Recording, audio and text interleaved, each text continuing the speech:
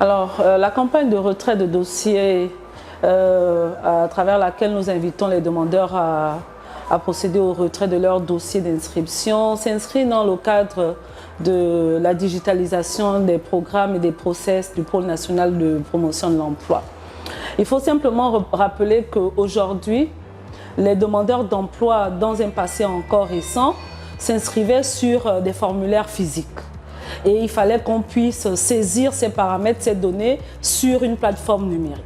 Aujourd'hui, à l'ère de la digitalisation, nous avons mis en place une plateforme numérique, Internet, qui permet aux demandeurs d'emploi de dématérialiser leurs documents, de s'inscrire et qui permet également aux opérateurs économiques de s'inviter sur cette plateforme pour identifier les candidats. En d'autres termes, un demandeur d'emploi qui n'est pas sur cette plateforme est systématiquement éloigné de l'emploi. Et donc, pour éviter cet écart, nous invitons les demandeurs d'emploi à venir cordialement récupérer les documents qu'ils ont domiciliés, il fut un temps, dans notre réseau d'antennes, à l'effet de pouvoir s'inscrire sur cette plateforme où les opportunités d'emploi sont de plus en plus évidentes.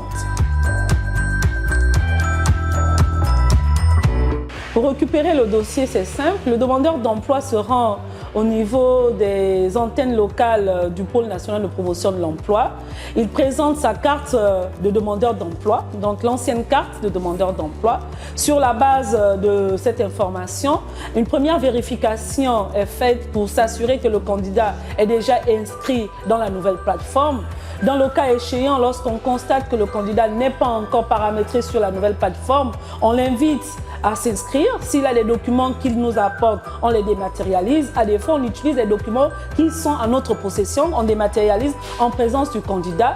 Il fait sa préinscription, il fait son inscription. Et aussitôt que l'inscription du candidat est visible sur la plateforme, nous procédons à la restitution immédiate des documents du candidat. Et il inscrit simplement une information sur nos formulaires qui indique que de façon libre, l'intéressé a récupéré tous les documents qui ont été mis à notre disposition.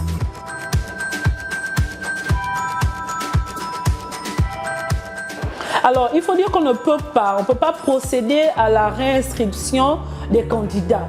Parce que l'inscription du demandeur d'emploi sur le schéma de la plateforme numérique amène le demandeur d'emploi à se positionner sur certains indicateurs. En l'occurrence, le projet professionnel, le parcours professionnel, les indicateurs qui sont essentiels pour amener le demandeur d'emploi à le positionner en fonction des profils qui sont recherchés par les opérateurs. Or, il se peut qu'un demandeur qui s'est inscrit en 2003 et qui, par situation de circonstance, a été diplômé dans un domaine tel que la psychologie, mais a travaillé, a fait son parcours professionnel 8 ans plus tard comme assistant moyens généraux. Nous, si on avait pris l'initiative d'inscrire ce candidat avec le peu d'informations qu'on dispose de lui, c'est un demandeur qui serait éloigné de l'emploi parce que les informations actuelles ne seraient pas présentes dans la nouvelle inscription.